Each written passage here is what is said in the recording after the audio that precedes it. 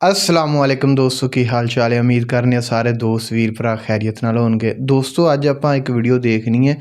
India के एक बहुत बड़े स्कॉलर ने, एक बहुत बड़े मोटिवेशनल स्पीकर ने, अवध ओझा, सारे लोग उन्हों नाम जानते हैं।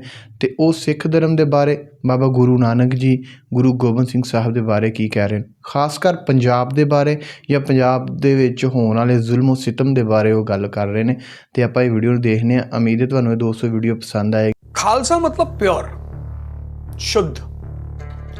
ये कॉन्सेप्ट सारे रिलीजन में है। हिंदुइज्म में राम राज्य का कॉन्सेप्ट है, इस्लाम में इस्लामिक स्टेट का कॉन्सेप्ट है, सिखिज्म में खालसा का कॉन्सेप्ट है। तो जिस दिन गुरु गोबिंद सिंह जैसा प्योर कोई सिख आ जाएगा वो खुद ही राजा बन जाएगा। ਅੱਜ ਪੰਜਾਬ ਨੂੰ ਸਮਝਣ ਦੀ ਕੋਸ਼ਿਸ਼ ਕਰਾਂਗੇ। ਦੇਸ਼ ਦਾ ਇੱਕ ਵੱਡਾ ਚਿਹਰਾ, ਵੱਡਾ ਨਾਂ, ਅਵਧ ਓਝਾ ਸਰ, ਜਿਨ੍ਹਾਂ ਨੂੰ ਤੁਸੀਂ ਹਰ ਰੋਜ਼ ਸੁਣਦੇ ਹੋ, ਸਾਡੇ ਦਰਮਿਆਨ ਨੇ। ਬਹੁਤ ਸਵਾਗਤ ਹੈ ਸਰ। पंजाब अवध ओझा ਦੇ ਲਈ ਕੀ है? पंजाब हिंदुस्तान की आत्मा है। जैसे अभी आपने शुरुआती लाइन बोली कि वो दरवाजा है हमारा। शुरू से मतलब हमारा सारा व्यापार, जो उत्तरापथ जिसको हम कहते हैं, तक्षशिला जो यूनिवर्सिटी थी वो पाकिस्तानी पंजाब का ही हिस्सा थी जी। तो पंजाब हमारा दरवाजा है, आत्मा है भारत की। और खासकर खैबर पास जियोपॉलिटिकली बहुत इंपॉर्टेंट। तो जिसका भी पंजाब पर कब्जा रहा उसका सिल्क रूट पर कब्जा रहा, जिसका सिल्क रूट पे कब्जा रहा उसका सेंट्रल एशिया पे कब्जा रहा, जिसका सेंट्रल एशिया पे रहा उसका वेस्ट एशिया पे रहा। तो एक तो ट्रेड, दूसरी प्रॉस्पेरिटी, तीसरा वॉरियर, और चौथे हमारे गुरु लोग, जिन्होंने 15वीं शताब्दी के बाद भारत को एक नई दिशा दी। तो भारत तो, हिंदुस्तान तो पंजाब के बिना संभव ही नहीं है। सिखां दी होंद ਹੁੰਦੀ ਹੈ ਗੁਰੂ ਨਾਨਕ ਤੋਂ, ਉਸ ਤੋਂ ਬਾਅਦ ਇਹ ਇਲਾਕਾ ਕਿਵੇਂ ਤਬਦੀਲ ਹੋਇਆ, ट्रांसफॉर्मेशन ਕਿਵੇਂ ਆਉਂਦੀ है? दरअसल महमूद गजनी से पहले जितने इन्वेडर आए वो सब भारत का हिस्सा बन गए, तो ज्यादा दिक्कत नहीं हुई। लेकिन महमूद गजनी के से जो लोग आना शुरू, महमूद गजनी खुद 1000 AD से पहले शक, कुषाण वगैरह ये लोग आए, ये सब भारत का हिस्सा बन गए, भारत की संस्कृति का हिस्सा बन गए। तो कोई चुनौती नहीं हुई। महमूद गजनी से लूट मार की शुरुआत हुई।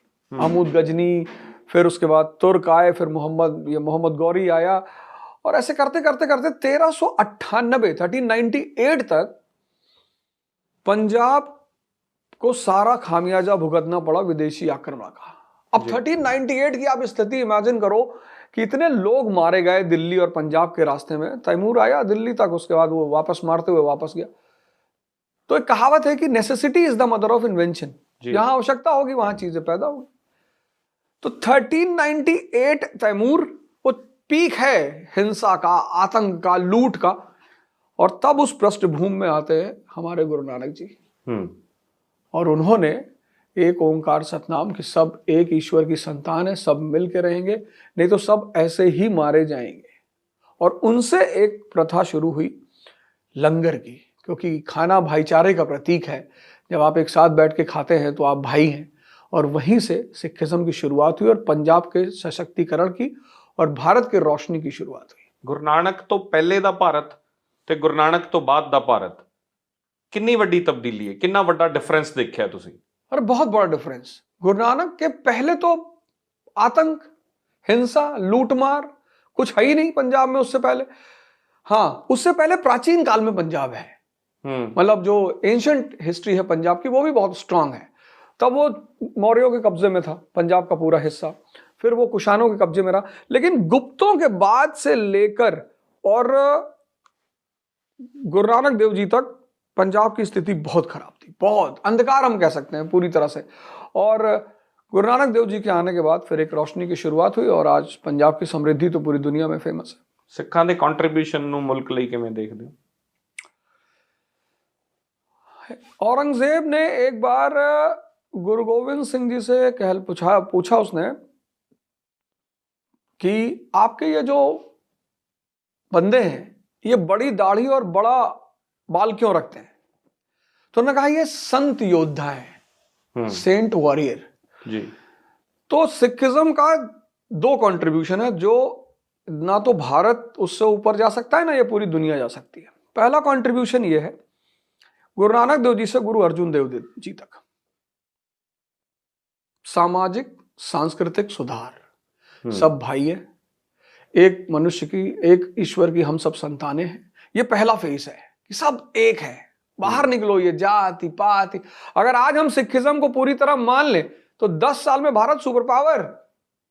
अगर भारत सरकार जो सिखिज्म की देन है, जो उसके सिद्धांत हैं, अगर उसको पूरी तरह वो फॉलो कर ले, और सब फॉलो कर सकते हैं, उसमें कुछ है ही नहीं।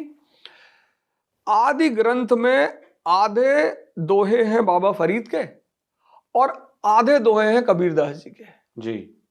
तो वो कोई ये नहीं कह सकता कि ये हिंदुओं की है या मुसलमानों की, वो मानवता की है। गुरु अर्जुन देव जी के बाद जब उनकी शहादत हुई और उसके बाद से एक अकाल तख्त का गठन हुआ और अधर्म के खिलाफ लड़ाई शुरू हुई, जो बार बार लोग कहते हैं ना मुसलमानों के खिलाफ, कोई मुसलमानों के खिलाफ लड़ाई नहीं शुरू हुई, अधर्म के खिलाफ। कि अगर राज्य अगर ज्यादती करेगा, राज्य अगर बदमाशी करेगा तो हम लड़ेंगे। और उसका जो पीक पहुंचा वो गुरु गोविंद सिंह साहब तक पहुंचा। एक मैं थोड़ी गल टोक रहा, अक्सर चर्चा हुंदी कि इस्लाम नाल लड़ाई है, मुगलों नाल लड़ाई है। इस गल दा डिफरेंस ते जो तुसी कह रहे हो कि अधर्म दी लड़ाई सी, थोड़ा इनू एक्सप्लेन करो गल। ये मानवता की लड़ाई है। जब राजा फेल करेगा तो संत तलवार उठाएगा। ये इस दुनिया का, इस समाज का नियम है, कोई एक घटना नहीं है। भगवान कृष्ण ने तलवार उठाई जी। जब राजा फेल करेगा, जब दुनियावी राजा फेल करेंगे तो संतों को तलवार उठानी ही पड़ेगी। और संतों की तलवार किसी धर्म के लिए नहीं उठती कि हम मुसलमानों को मारेंगे, हम हिंदुओं को मारेंगे। तो वही मैं कह रहा था कि जब गुरु गोविंद सिंह जी से उसने पूछा कि आपके ये योद्धा ये क्या रखते हैं, दाढ़ी बाल, तो उन्होंने कहा ये संत योद्धा है, ये मानवता और धर्म की लड़ाई के लिए लड़ रहे हैं, इसलिए संत भी हैं और योद्धा भी हैं। तो सिख बेसिकली एक संत योद्धा है। और सिखों को भी ये बात समझनी चाहिए, उनका जो जिम्मेदारी है, उनकी जो दायित्व है दुनिया के प्रति। मैं तो बार बार क्लास में, जब भी मैं वाजीराम में क्लास लेता था या जहां भी लेता हूं, मैं कहता हूं यार पूरी दुनिया को सिखों से सीखनी चाहिए। मुझे एक सिख भिखारी लाके दिखाओ, जब वो कौम अपने आप को इतना उठा सकती है, आगे बढ़ा सकती है। पूरी दुनिया में तो बिजनेस पे उनका कब्जा है, आप कहीं भी चले आओ। मैं बंगला साहिब गुरुद्वारे ठंडक में जब जाता हूं तो वहां सब लाइन लगा के खड़े हैं कंबल लेने के लिए, खाना लेने के लिए। उसमें कोई सरदार नहीं है। ये जो इस देश के हिंदू हैं, मुसलमान हैं, इनको सिखों से सीखना चाहिए कि भैया तुम इतने प्रॉस्परस कैसे हो। कमाना जानते हैं, बांटना जानते हैं। तो जिस कौम को कमाना, अपनी मेहनत का कमाना और फिर अपनी मेहनत का बांटना, यहां लोग अपने भाई को नहीं खिला पा रहे, अपने परिवार में नहीं खिला पा रहे, अपने माँ बाप को ओल्ड एज होम में रख रहे हैं। तो अगर उस समाज का, उस धर्म का अध्ययन किया जाएगा तो बहुत सारी बातें बाहर निकल कर आएंगी। और सिखिज्म का सिद्धांत कि गुरु होना चाहिए, वही पूरा उनका जो बेसिक सिद्धांत है वो यही है कि हमारी आदि ग्रंथ वो फाइनल 11वीं गुरु है। लेकिन उसको एक्सप्लेन करने के लिए, समझाने के लिए, क्योंकि वो तत्व ज्ञान है, मेटाफिजिक्स है, वो हर आदमी नहीं समझ पाएगा, तो उसको समझाने के लिए एक फिजिकल गुरु सबको ढूंढना ही चाहिए। और अगर ऐसा हुआ भारत में तो हम अगले 10 साल में एक बहुत अच्छी स्थिति में पहुंचे। एक जर्नल परसेप्शन है ਜਦੋਂ ਵੀ ਸਿੱਖ ਇਸ਼ੂਜ਼ ਦੀ ਗੱਲ ਹੁੰਦੀ ਹੈ ਕਿ ਆਰਐਸਐਸ ਸਿੱਖਾਂ ਨੂੰ ਅਸਿਮੀਲੇਟ ਕਰਨਾ ਚਾਹੁੰਦੀ ਹੈ। ਆਰਐਸਐਸ ਚਾਹੁੰਦੀ ਹੈ ਕਿ ਸਿੱਖ ਹਿੰਦੂ ਦਾ ਹੀ ਪਾਰਟ ਬਣੇ।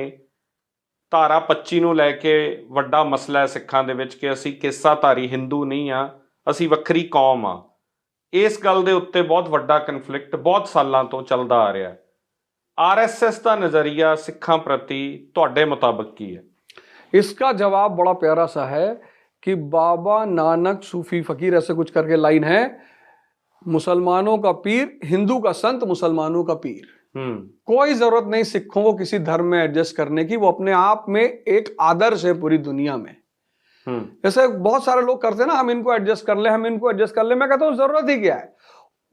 अगर एडजस्ट ही करना होता, वो एक धारा के वजह से पैदा हुए।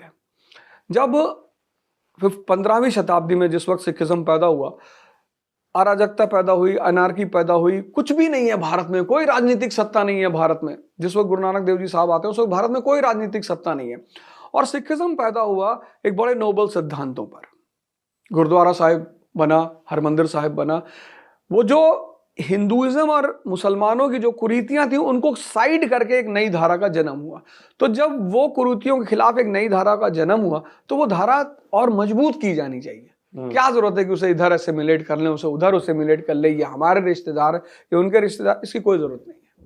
सिखिज्म को जिस धारा के साथ वो पैदा हुआ, जिन चीजों के साथ वो पैदा हुआ, और ये बात सिखों को भी माननी चाहिए। मैंने तो बड़े सारे सिखों को देखा, वो अंगूठी पहनते, नहीं पानी चाहिए। बिल्कुल। अरे गुरु हमारा कह रहा है कि भाई हुक्म, गुरु नानक देव जी का जो कई सारे शब्द उन्होंने इस्तेमाल किए, उसमें से एक वर्ड है हुक्म, कि सब कुछ हुक्म है जी, परमात्मा की महिमा है। फिर उस महिमा को कौन बदलेगा? जब वो कह रहे हैं कि भाई एक तरफ तो आपने पग बांध रखी है, आप सिखिज्म मान रहे हो, दूसरी तरफ आप अंगूठी पहन रहे हो, तो दोनों चीजों में विरोधाभास हो गया कि नहीं हो गया? तो ਤੁਸੀਂ कह रहे हो जे हिंदू जिस चीज च ਮੰਨਦਾ ਹੈ ਉਹ ਮੰਨੇ, ਉਹ ਪੱਕਾ ਰਵੇ, ਸਿੱਖ ਦੀ ਆਈਡੀਓਲੋਜੀ ਚ ਸਿੱਖ ਪੱਕਾ ਰਵੇ, और दोनों नाल पैरेलल चलन, और दोनों को, ये हिंदू मुसलमान दोनों को सिखों से सीखना चाहिए, सिखिज्म से सीखना चाहिए। इनको ये उद्देश्य बनाना चाहिए कि जैसे सिखों में, पंजाबियों में कोई उनके गुरुद्वारे के बाहर भीख नहीं मांगता, ऐसी सामाजिक व्यवस्था हम भी पैदा करेंगे कि हमारे मंदिर और मस्जिद के बाहर खड़े होकर कोई भीख ना मांगे, हम भी देना सीखें। ये सीखना चाहिए। ਤੁਸੀਂ ਸ਼ੁਰੂ ਚ ਸ਼ਬਦ ਵਰਤਿਆ ਸੀ ਕਿ ਪੰਜਾਬ ਪ੍ਰੋਸਪੈਰਿਟੀ ਦਾ ਨਾਂ ਹੈ। ਜਿੰਨੇ ਇਨਵੇਡਰਸ ਆਏ ਉਹ ਪ੍ਰੋਸਪੈਰਿਟੀ ਲਈ ਆਉਂਦੇ ਸੀ, ਲੁੱਟਣ ਆਉਂਦੇ ਸੀ ਪੰਜਾਬ ਨੂੰ। ਹੁਣ ਪੰਜਾਬ ਦੀ ਆਰਥਿਕਤਾ ਇੰਨੀ ਕਮਜ਼ੋਰ ਕਿਉਂ ਹੋ ਗਈ? ਪੰਜਾਬ ਦਾ ਕਿਸਾਨ ਸੁਸਾਈਡ ਕਰਨ ਲੱਗ ਗਿਆ, ਪੰਜਾਬ ਦੀ ਖੇਤੀ ਪ੍ਰੋਫਿਟੇਬਲ ਨਹੀਂ ਰਹੀ। ਇੱਥੋਂ ਪੰਜਾਬ ਨੂੰ ਬਾਹਰ ਕਿਵੇਂ ਕੱਢਿਆ ਜਾ ਸਕਦਾ? एग्रीकल्चर जो है वो दो चीजों पे डिपेंड करती है। पहली चीज डिपेंड करती है सरकार के रोल पे, क्योंकि वो परमानेंट एम्प्लॉयमेंट नहीं देती जी, वो सिर्फ साल के 4 महीने एम्प्लॉयमेंट देती है और साल के 4 महीने इनकम भी देती है जी। अब जितने भी, और भारत एक एग्रीकल्चरल कंट्री है, मौर्य साम्राज्य ने क्या किया, और एग्रीकल्चर हमारी बेस है, फंडामेंटल है, फाउंडेशन है। तो मौर्य साम्राज्य जो ताकतवर बना, उसकी सबसे बड़ी वजह यह थी कि उसने एग्रीकल्चर और एग्रीकल्चरिस्ट को बहुत प्रमोट किया। और किसानों को 3 चीज से बचाया जाता है। एक तो मनी लेंडर से बचाया जाता है, क्योंकि भाई उसके पास पैसे का सोर्स नहीं है, तो वो पैसा लेने के लिए फाइनली भागेगा मनी लेंडर के पास। भाई किसान है, उसकी बीवी बीमार हो गई, तो जब तक वो बैंक से लोन पास कराएगा तब तक तो बीवी उसकी मर जाएगी। तो हर किसान का जो चीपेस्ट ऑप्शन होता है वो होता है मनी लेंडर। आड़ती बोलते हैं हम जिसे। हाँ, मनी लेंडर है मनी लेंडर ही आमतौर पर आड़ती भी होता है, ग्रेन डीलर। अब किसान की फसल तैयार हुई, उसको मनी लेंडर को पैसा चुकाना है, उसको ब्याज देना है, वो ग्रेन डीलर सामने खड़ा कि भाई तू हमको दे दे। तो दूसरा ग्रेन डीलर हो गया, जमींदार तो अब तो खैर रहे नहीं, और तीसरा सरकार खुद जी। तो सरकार अगर ये 3 दुश्मनों से किसानों को बचा ले जाए, सिक्योरिटी दे फाइनेंस की, सिक्योरिटी दे लॉसेस की, और प्रमोशन की, तो फिर किसानों की स्थिति फिर से मजबूत होगी। और सरकार को ऐसा करना चाहिए, एग्रीकल्चर के साथ साथ जो सबसे प्लस पॉइंट ये है कि हम उसको एक सब्सिडियरी बिजनेस बना सकते हैं। बहुत सारी फसलें हैं, हम डायरेक्ट फसलें ही क्यों बेचते हैं? हम छोटी छोटी यूनिट्स, जो अच्छे लैंड होल्डर्स किसान हैं, हम छोटी छोटी प्रोडक्शन यूनिट्स भी बना सकते हैं। हम सीधे किसान को किसान के साथ व्यापारी भी बना सकते हैं कि वो ही अपना माल पैदा करेगा, वही अनाज पैदा करेगा, वही वहां पे वो दलिया बना देगा, और फिर दलिया बाहर जाएगी। गेहूं तो सस्ता बिकेगा, लेकिन दलिया महंगी बिकेगी जी, वैल्यू एडिशन हो जाएगा। मक्का तो सस्ता बिकेगा, लेकिन कॉर्नफ्लेक्स महंगा बिकेगा। भाई मक्का आपको 5 रुपए केजी मिल जाएगा, और कॉर्नफ्लेक्स 100 ग्राम 80 रुपए का मिलेगा। तो जिस दिन ये फिर से, जो एंशिएंट इंडिया में ये सबसे बड़ा फैक्टर था किसान को मजबूत करने का, कि हम इसे प्राइमरी प्रोड्यूसर के साथ साथ सेकेंडरी भी बना देंगे। तो सेकेंडरी प्रोड्यूसर होने के साथ ये क्या करेगा, इसके पास सोर्स ऑफ इनकम बन जाएगी। पर की ये कर्जा यूपी बिहार ਦੇ ਕਿਸਾਨ ਤੇ ਵੀ ਹੈ? ਜਿਵੇਂ ਪੰਜਾਬ ਦਾ ਕਿਸਾਨ ਕਰਜ਼ਾਈ ਹੈ, ये यूपी बिहार ਦਾ किसान ਦੇ ਵੀ ਉਹੀ ਹਾਲ ਨੇ। यूपी, बिहार, बंगाल, उड़ीसा, महाराष्ट्र, किसानों की हालत तो खराब है। Pan India. हाँ, पैन इंडिया। अगर हम केरला को छोड़ दें, केरला में थोड़ी सी वहां पे दूसरा स्ट्रक्चर है, तो पैन इंडिया किसानों की हालत खराब है। उसकी वजह सिर्फ यह है कि तमाम सारी नीतियां होने के बावजूद, पॉलिसीज बहुत बनाई गवर्नमेंट ने, किसान क्रेडिट कार्ड दिया, गवर्नमेंट की पॉलिसियों में कोई कमी नहीं है, इम्प्लीमेंटेशन उसके पास है, सारी बीमारी की दवा है, वो दवा कायदे से किसानों तक पहुंच नहीं पा रही, इंप्लीमेंट नहीं हो पा रहा है। वो इंप्लीमेंटेशन लेवल अगर इंप्रूव कर लिया जाए तो फिर तो, जैसे इन्होंने कहा ग्राम सड़क योजना, हम गांव को मंडियों से जोड़ेंगे। ठीक है, बढ़िया करो, आप जोड़ो, इन्होंने किसान को क्रेडिट कार्ड दे दिया, बहुत सारी सरकारें आती है किसान लोन माफ कर देती है। ਈਜ਼ੀ ਲੋਨ ਫਾਇਦੇ ਦੀ ਚੀਜ਼ ਹੈ, ਬਹੁਤ ਸੌਖਾ ਹੋ ਗਿਆ ਲੋਨ, ਜਾਓ ਆਧਾਰ ਕਾਰਡ ਦਿਓ ਲੋਨ ਲੈ ਲਓ। ਇਹਦੇ ਨਾਲ ਇਕਨੋਮੀ ਬੈਟਰ ਹੋਈ ਹੈ, ਆਮ ਬੰਦੇ ਤੇ ਇਹਦਾ ਕੀ ਅਸਰ ਹੋਇਆ? इजी लोन जरूरत के लिए होता है, लेकिन जो जरूरतमंद किसान है उसको तो पता ही नहीं कि उस प्रक्रिया क्या है, उसकी प्रोसेस क्या है, उसे लेना कैसे है। तो इस इजी लोन का जो फैक्टर है, कार्ड का जो फैक्टर है, उसमें भी मैंने देखा कि छोटे किसानों को बड़ा नुकसान हुआ और जो बड़े किसान थे उन्होंने पैसा लेकर अपना काम किया और फिर धीरे से पैसा जमा करा दिया। तो एक फैक्टर हमारे साथ और भी है कि हमारे किसानों की जो लिटरेसी रेट है वो बड़ी कमजोर है।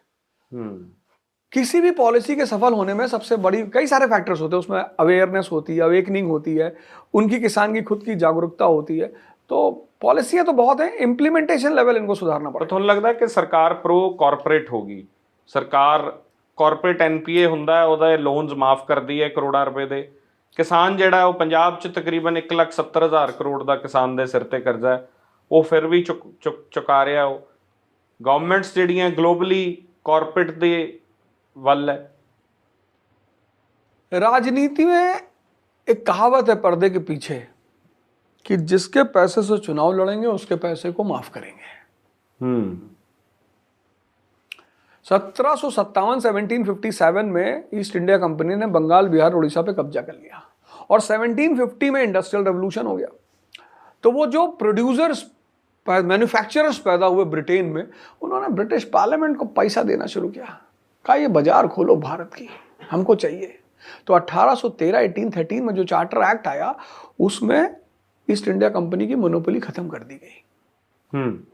तो पूरी दुनिया में राजनीति का एक बहुत बड़ा पार्ट है, पर यह पर्दे के पीछे का पार्ट है। जैसे एक इलेक्शन में कार्यकर्ता का क्या होता है, फिजिकल कंट्रीब्यूशन होता है, तो उसको जीतने के बाद नेता मिठाई ही खिलाता है, फिजिकल कंट्रीब्यूशन ही देता है, गले लगाता है और कहता है ये मेरी जीत नहीं है, ये तेरी जीत है, ये डब्बे मिठाई ले और जा। लेकिन जिसने उस चुनाव में फंड किया है पीछे से, वो तो कभी चुनाव में आएगा नहीं। इंडिया के पब्लिक को समझना चाहिए कि अपने नेता से, जो आपके यहाँ इलेक्शन लड़ रहा है, मैं इस मंच से एक बात कहना चाहूँगा, अगर ये देश चाहता है कि बचे, इस देश की जनता चाहती है कि बचे, तो अच्छे लोगों को चुनाव लड़ने के लिए प्रेरित करे और उनको 10, 20, 50, 100 जितनी उनकी औकात हो उनको जाके दे, उनसे लेना। ये इस देश के पॉलिटिकल सिस्टम की सबसे बड़ी खराबी है। जो भी आदमी 100 करोड़ रुपया खर्चा करके चुनाव जीतेगा, वो कम से कम 5 साल में अपना 200 करोड़ भी तो निकालेगा, अपना 100 करोड़ निकालेगा, फिर अगले चुनाव का खर्चा निकालेगा। तो इस देश की जनता को यह समझना चाहिए कि ये जो नेता हैं, पॉलिटिशियन हैं, ये हमारे प्रतिनिधि हैं। और जिस दिन इस देश की संसद में दोबारा जयप्रकाश नारायण, राम मनोहर लोहिया, सरदार पटेल, डॉक्टर BR अम्बेडकर, जब ये लोग फिर से पहुंचेंगे, जिनको पब्लिक की, डॉक्टर अम्बेडकर को क्या जरूरत थी जनता की सेवा करने की, वो आदमी इतना पढ़ा लिखा आलिम आदमी, उसको क्या जरूरत थी यहाँ आने की। Ram Manohar Lohia PhD in economy from Berlin university, क्या जरूरत थी कांग्रेस के ऑफिस में जाके उसके मेज पे सोने की। लेकिन ये सारे ऐसे लोग थे तो जिनको एक जज्बा था कि मुझे जनता की सेवा करना है और अपने राष्ट्र को आगे बढ़ाना है। तो अब इस देश की सारी चुनौती इस देश की जनता पे है। 24 का इलेक्शन आ रहा है, जनता को चाहिए, हर शहर की सिविल सोसाइटी को चाहिए, अपने में से एक आदमी चुने जो उन्हें लगता है कि पब्लिक फंड करे। वो सिख हो, मुसलमान हो, सरदार हो, पंजाबी हो, दलित हो, ब्राह्मण हो, पर वो ऐसा चेहरा हो जिसपे उस, जैसे लुधियाना है तो लुधियाना की सिविल सोसाइटी एक आदमी को बाहर निकाले कि भाई आपको कोई पार्टी टिकट नहीं देगी, हम लड़ाएंगे आपको, हम सारा पैसा देंगे, हम गली गली और घर घर जाकर आपके लिए वोट मांगेंगे। प्रैक्टिकली पॉसिबल है? बिल्कुल पॉसिबल है। बचाना है तो करना पड़ेगा भाई। बहुत सारे लोग जब बीमारियां हो जाती हैं तो कई सारी ऐसी चीजें हैं जो नहीं खाना चाहते, नीम नहीं खाना चाहते, खाते हैं। तो आज कहीं से तो शुरुआत होगी। तो कह रहे हो संसद ਨੂੰ साफ करना पड़ेगा? करना ही पड़ेगा। गंदगी है, गंदगी थोड़ी बहुत तो है ही है, और वो जनता की वजह से ये पैसा लेती है। तो जिनके पास पैसा है, जो पैसा से बाहुबली है, वो समझते हैं यार जाके टिकट खरीद लेंगे। यहाँ तो टिकट लोगों को फ्री भी चाहिए। वो कहते फ्री बिजली दो, फ्री पानी दो, ਕਿਸਾਨ ਕਹਿੰਦਾ 6000 ਰੁਪਏ ਮੋਦੀ ਜੀ ਦੇ ਰਹੇ ਆ, ਬਹੁਤ ਵਧੀਆ, ਵਾਹ, ਮਨਰੇਗਾ ਦੇ ਤਹਿਤ ਮੈਨੂੰ ਕੰਮ ਮਿਲ ਰਿਹਾ, ਬਹੁਤ ਵਧੀਆ ਹੋ ਰਿਹਾ। इस दुनिया में फ्री कुछ भी नहीं है। माँ बाप हमें पालते पोसते हैं, बड़ा करते हैं, लेकिन कहीं ना कहीं उनके दिल में एक तमन्ना है कि ये हमारे बुढ़ापे के इंश्योरेंस है। इस दुनिया में फ्री कुछ होता ही नहीं, है ही नहीं। ये जो एक शब्द है फ्री, ये सुनने में बहुत अच्छा लगता है, और जिसको भी फ्री की आदत पड़ी, जिसको हम अपने देश में बड़ा प्यारा वर्ड कहते हैं हरामखोरी की आदत पड़ी, फिर वो व्यक्ति बर्बाद हुआ, वो परिवार बर्बाद हुआ, समाज बर्बाद हुआ, देश बर्बाद हुआ। हर आदमी को अपना अपना हिस्सा देना ही पड़ेगा। आज नहीं देना पड़ेगा, कल देना पड़ेगा। ਇੰਨੀ ਅਵੇਅਰਨੈਸ ਹੈ ਲੋਕਾਂ 'ਚ ਕਿ ਉਹ ਇੰਨਾ ਕੰਟਰੀਬਿਊਟ ਕਰ ਸਕਣ? अवेयरनेस है लोगों में, बहुत सारे लोग करना भी चाहते हैं, लेकिन बस एक सबसे बड़ा पॉइंट ये होता है ना कि एक आदमी उठा साबरमती से पैदल चलने के लिए दांडी, मोहनदास करमचंद गांधी, तो अब लोगों को लगा कि अच्छा तुम 377 किलोमीटर पैदल चलोगे, लेकिन जब वो आदमी चला तो उस आदमी के पीछे फिर हजारों लोग चले। अभी एक लड़का है राजस्थान में, रविंदर सिंह भाटी, इंडिपेंडेंट चुनाव जीता उसने, जनता ने जिताया ना, कितना बड़ा एग्जाम्पल है। जनता के लिए काम करता था। कोई, मैं तो व्यक्तिगत तौर पे उसे नहीं जानता, मैंने तो सिर्फ सुना उसके बारे में कि वो कोई भी पब्लिक उसके पास आए वो उसके साथ चल दे। सारी जनता का उसने काम किया 5 साल में। क्या जनता ने सम्मान किया उस लड़के का, उसको उठाकर बैठा दिया। उसको ना बीजेपी ने टिकट दिया, ना कांग्रेस ने टिकट दिया। उसने, जनता ने कोई बात नहीं, हम तेरे साथ हैं, तुझे टिकट की क्या जरूरत है। आज की डेट में वो राजस्थान की विधानसभा में बैठा हुआ है। तो अगर एक रविंदर सिंह भाटी को जनता गले लगा सकती है, तो बहुत सारे रविंदर सिंह भाटी को जनता गले फर्क की पैंदा? जेपी अंदोलन होया, लोग उठे, जनता पार्टी की सरकार बनी, डिग पी। मंडल कमिशन वेले पूरा देश उठिया, अन्ना हजारे बैठ गए, फिर लोग नौकरियां छड्ड के, मेरे वर्गे लोग नौकरी छड्ड के उत्थे बैठे सी। उत्थे ही है सब कुछ? नहीं, ऐसा नहीं है कि वहीं पे है सब कुछ, बहुत कुछ बदला भी है, बहुत सारी चीजें बदली हैं। पॉलिटिकली बदलिया थोनों लग? नहीं, जब भी कोई चीज विकसित होती है, मतलब जमीन से आसमान की तरफ जाती है, ये हमारे ही साथ नहीं हुआ। 1789 में फ्रांस में क्रांति हुई, और फ्रांस को एस्टैब्लिश होने में 100 साल लग गए। चीजें बनती रही, बिगड़ती रही, बनती रही। तो जब हम एक दूर की नजर से देखते हैं तो हमें लगता है अबे यार कुछ बन ही नहीं रहा है। ऐसा नहीं होता। 1787 में अमेरिका पैदा हुआ, हमारी तरह 13 कॉलोनियां पैदा हुई, 13 स्लम एरिया पैदा हुए। 1860 में सिविल वॉर हो गया, ऐसा लगा कि अमेरिका खत्म। तो जब भी कोई व्यक्ति जमीन से आसमान की तरफ बढ़ता है तो चुनौतियां बहुत आती हैं। तो कभी कभी हमें घबराहट होती है कि हम फाइनली कब सुधरेंगे। वो जो फाइनली सुधरने का कॉन्सेप्ट है, उसका ये मुद्दा रहेगा कि जिस दिन ये देश एप्पल और वन प्लस को रिप्लेस करके कोई प्रोडक्ट बनाएगा, बस वो उस देश का विकास की असली शुरुआत होगी। मतलब इकोनॉमी का बेसिक रिफॉर्म्स की इस वक्त बहुत ज़रूरत है। एग्रीकल्चर रिफॉर्म्स की ज़रूरत है, और इंडस्ट्रियलाइजेशन की। हमारा आधा से ज़्यादा पैसा तो एप्पल खरीदने में चला था। हर साल वो एक मॉडल भेज देता है, पूरा देश लगे जाता, पूरा देश। एक मीम बना कि किडनी बेच दो पर एप्पल खरीदना है। 2 बजे रात में लोग लाइनों में खड़े हैं। दुबई मॉल में धक्का मुक्की हो गई, 2 लोग बेहोश हो गए। अरे ऐसा क्या रखा है उस फोन में? तो जिस दिन भारत वो उस लेवल पे आएगा कि उसके प्रोडक्ट्स भारत में, पूरी दुनिया में, और इस 1 अरब 50 करोड़ तो हम ही हैं। ਅਸੀਂ ਤਾਂ ਕਹਿ ਰਹੇ ਹਾਂ ਕਿ ਐਪਲ ਪ੍ਰੋਡਕਸ਼ਨ ਇੰਡੀਆ 'ਚ ਕਰੇ, ਅਸੀਂ ਕਹਿ ਰਹੇ ਹਾਂ ਟੈਸਲਾ ਆ ਕੇ ਪ੍ਰੋਡਕਸ਼ਨ ਇੱਥੇ ਕਰੇ। ਅਸੀਂ ਇਹ ਤਾਂ ਕਹਿ ਨਹੀਂ ਰਹੇ ਅਸੀਂ ਬਣਾਵਾਂਗੇ ਟੈਸਲਾ ਦੇ ਬਰਾबर। ਅਸੀਂ ਐलन मस्क कदों पैदा करांगे? नहीं, यहाँ पे उसकी भी एक वजह है। यहाँ का लड़का, मैं जितने लोगों से मिलता हूँ, ज़्यादातर युवा यहाँ के नौकरी करना चाहते हैं। जिस देश में उद्यम हो सकता है, बिजनेस, भाई हम किसी बिजनेस के लिए 2-3 चीज़ों की ज़रूरत होती है। एक रॉ मटेरियल की ज़रूरत होती है, एक मार्केट की ज़रूरत होती है। तो 2 तो हमारे पास ऑलरेडी मौजूद है। अब अगर सरकार एक काम कर दे कि बिजनेस लोन्स को थोड़ा सस्ता कर दे, अब आप 12% बिजनेस लोन लोगे तो बहुत सारे बंदे जो बिजनेस लोन लेते हैं वो तो किस्त जमा करने में बर्बाद हो जाते हैं। सरकार को कुछ ऐसा करना चाहिए। खैर वो उस पर भी काम करती है, कुछ ना कुछ MSME वगैरह जैसा काम करती है। तो अगर हमारा देश का युवा थोड़ा सा हम उसको स्किल्ड करें बिजनेस की तरफ। पंजाब में मैंने देखा, और पंजाब के साथ साथ मैंने मारवाड़ियों को देखा। मैंने मारवाड़ी भी नहीं देखा किसी को भीख मांगते हुए। उनके भी बच्चे हैं, पूरी दुनिया में बिजनेस में उन्होंने कब्जा कर रखा है। तो जिस देश के पास इतनी बड़ी मार्केट पड़ी हुई है और रॉ मटेरियल पड़ा हुआ है, अपॉर्चुनिटीज़ पड़ी हुई हैं, ठीक है, नौकरी के लिए ट्राई कर लिया, 1-2 साल नहीं किया तो अपना स्किल किया, कुछ उद्यम के बारे में सोचें, बिजनेस के बारे में सोचें, तो वो बहुत अच्छा रहेगा। ਤੁਸੀਂ ਸੈਂਕੜੇ IAS IPS ਪੈਦਾ ਕਰਤੇ ਦੇਸ਼ ਦੇ ਵਿੱਚ, ਉਹਨਾਂ ਦਾ ਥਾਟ ਕੀ ਹੁੰਦਾ? ਨੌਕਰੀ ਔਰ ਫਿਰ ਸਰਕਾਰੀ ਨੌਕਰੀ? ਤੁਸੀਂ ਇਕੱਲੀ ਨੌਕਰੀ ਦੀ ਗੱਲ ਕੀਤੀ, प्लस सरकारी नौकरी भी मैं ऐड कर दें ਇਹਦੇ 'ਚ।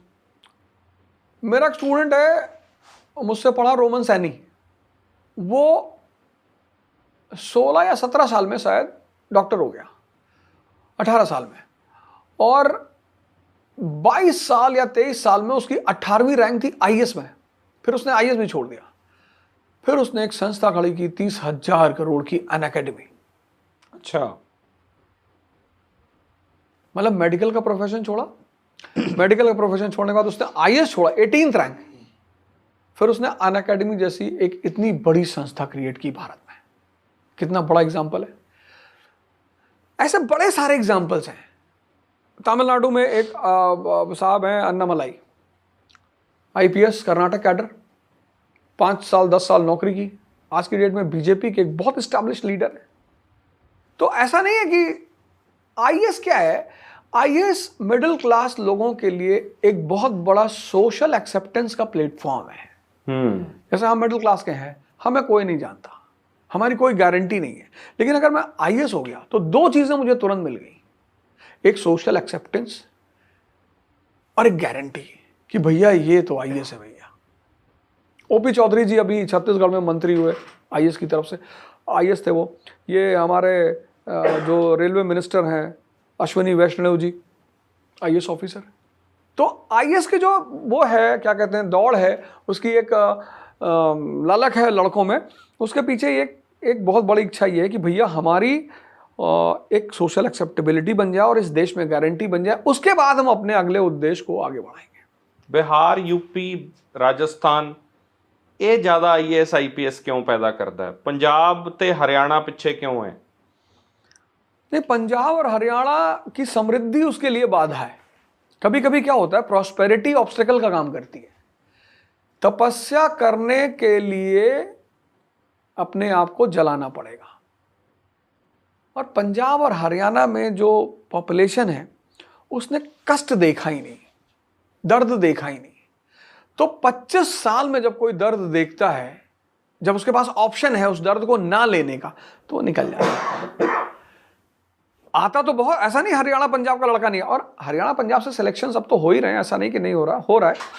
लेकिन बहुसंख्यक जो लोग हैं, जो अच्छे घर से हैं, प्रॉस्परस घर से लोग हैं, तो जब वो एंटर करते हैं और देखते हैं कि अरे ये तो एक लंबा स्ट्रगल है, बस वहां से वो बाहर हो जाते हैं।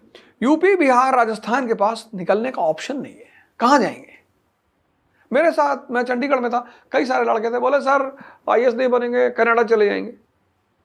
तो जब किसी के पास ऑप्शन है, एक लड़का मुझे पंजाब में मिला जो अभी भी मेरे साथ है, जसकीरत सिंह, जलंधर से, उसका भी कनाडा में अच्छा खासा बिजनेस है। तो अभी उसके 2 अटेम्प्ट आईएएस के बच्चे में। तो मैंने कहा यार जसकीरत, यार 3 अटेम्प्ट तुमने 4 दे दिए, अब क्या फ़ायदा, तुम कनाडा का बिजनेस ही संभालो। कहा नहीं सर, कनाडा नहीं जाएंगे, आईएएस नहीं बनेंगे, अपनी बिजनेस यहाँ शुरू करेंगे। अभी मेरे 2 अटेम्प्ट बचे हैं, मैं उसे दूंगा, तैयारी करूंगा। लेकिन मैं, और उस लड़के को मैंने स्ट्रगल करते हुए देखा, लड़ाई लड़ते हुए देखा।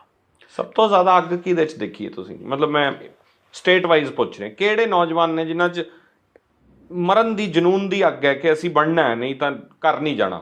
बिहार और यूपी, उनका तो ये है कि जाना ही नहीं। कहाँ जाएंगे पीछे? वैसे तो जाने का तो ऑप्शन अगर हो तो कोई भी जाए, लेकिन ऑप्शन ही नहीं है, जा ही नहीं सकते। चंडीगढ़ की लाइफ छोड़ के कौन जाएगा बाहर? जो आदमी, मेरे एक मित्र हैं, उनकी बेटी ने कहा अपने पिताजी से कि पापा जी तुम कितने भी अरबपति हो बाहर, मैं चंडीगढ़। ਦੋਸਤੋ ਇਹ ਆਪਾਂ ਸੁਣਦੇ ਪਏ ਸੀ ਆਵਦ ਓਝਾ, ਜੋ ਕਿ ਇੰਡੀਆ ਦੇ ਇੱਕ ਬੜੇ ਮਸ਼ਹੂਰ ਤੇ ਬੜੇ ਹੀ ਅੱਛੇ ਮੋਟੀਵੇਸ਼ਨਲ ਸਪੀਕਰ ਹੈ। ਉਹਨਾਂ ਨੇ ਜੋ ਗੱਲਾਂ ਕੀਤੀਆਂ ਉਹ ਇੰਤਹਾਈ ਖੂਬਸੂਰਤ ਗੱਲਾਂ ਸੀ ਕਿ ਕਿਸ ਤਰ੍ਹਾਂ ਸਿੱਖ ਧਰਮ ਪ੍ਰਵਾਨ ਚੜ੍ਹਿਆ ਬਾਬਾ ਗੁਰੂ ਨਾਨਕ ਜੀ। ਫਿਰ ਉਹਨਾਂ ਨੇ ਕੰਪੈਰੀਜ਼ਨ ਕੀਤਾ ਕਿ ਬਾਬਾ ਗੁਰੂ ਨਾਨਕ ਜੀ ਤੋਂ ਪਹਿਲੇ ਜਾਂ ਬਾਬਾ ਗੁਰੂ ਨਾਨਕ ਜੀ ਤੋਂ ਬਾਅਦ ਹਿੰਦੁਸਤਾਨ ਦੀ ਸੂਰਤ ਹਾਲ ਕੀ ਸੀ। बाबा गुरु नानक जी जो कि एक इंतहाई खूबसूरत, नहायत ही काबिल एहतराम परसनैलिटी, जिन्हों ने सिख धर्म का आगाज़ किया सी, लेकिन उन्हों का बेसिक मोटिव या बेसिक जिहड़ा नज़रिया उन्हों का दोस्तों ये सी कि एक परवरदिगार, यानी कि उन्हों का एक कॉन्सैप्ट सी। फिर उस तो बाद इन्हों ने गल की कि पंजाब एक जड़ है तो बाकी पूरा हिंदुस्तान इनकी शाखा ने। ਯਾਨੀ ਕਿ ਪੰਜਾਬ ਨੂੰ ਅਗਰ ਹਿੰਦੁਸਤਾਨ 'ਚੋਂ ਨਿਕਾਲ ਦਿੱਤਾ ਜਾਵੇ, ਕੱਢ ਦਿੱਤਾ ਜਾਵੇ, ਤਾਂ ਪੂਰੇ ਹਿੰਦੁਸਤਾਨ ਨੂੰ ਕੋਈ ਰੋਟੀ ਦੇਣ ਵਾਲਾ ਨਹੀਂ ਹੋਏਗਾ। ਜਿਸ ਤਰ੍ਹਾਂ ਵੀ ਐਗਰੀਕਲਚਰ ਦਾ ਸਿਸਟਮ ਹੈ, ਮਰਬੂਤ ਹੈ, ਮਜ਼ਬੂਤ ਨਿਜ਼ਾਮ ਹੈ, ਉਹ ਪੰਜਾਬ ਦਾ ਕਰਕੇ ਵੇ। ਅਤੇ ਪੰਜਾਬ ਦੇ ਲੋਕਾਂ ਨੂੰ ਉਹਨਾਂ ਦੇ ਹੱਕ ਦੇਣਾ ਚਾਹੀਦਾ। ਪੰਜਾਬ ਦੇ ਲੋਕਾਂ ਨੂੰ ਯਾਨੀ ਕਿ ਐਗਰੀਕਲਚਰ, ਖਾਸ ਕਰ ਕਿਸਾਨ ਲੋਕਾਂ ਨੂੰ ਉਹਨਾਂ ਦੇ ਹਕੂਕ ਦੇਣੇ ਚਾਹੀਦੇ ਨੇ। ਫਿਰ ਗੁਰੂ ਗੋਬਿੰਦ ਸਿੰਘ ਸਾਹਿਬ ਦੀ ਗੱਲ ਕੀਤੀ ਕਿ ਅਗਰ ਗੁਰੂ ਗੋਬਿੰਦ ਸਿੰਘ ਸਾਹਿਬ ਤਰ੍ਹਾਂ ਕੋਈ ਇੱਕ ਹੋਰ ਮਜ਼ਬੂਤ ਪਰਸਨੈਲਿਟੀ ਅਗਰ ਮਿਲ ਜਾਵੇ ਸਿੱਖ ਧਰਮ ਨੂੰ, ਅਤੇ ਇਹ ਸਿੱਖ ਧਰਮ ਦੁਬਾਰਾ ਆਪਣੇ ਆਪ ਦੇ ਵਿੱਚ ਆ ਸਕਦਾ, ਜੋ ਕਿ ਆਪਣੀ ਖੋਈ ਹੋਈ ਸਾਖ ਨੂੰ ਦੁਬਾਰਾ ਵਾਪਸ ਹਾਸਲ ਕਰ ਸਕਦਾ।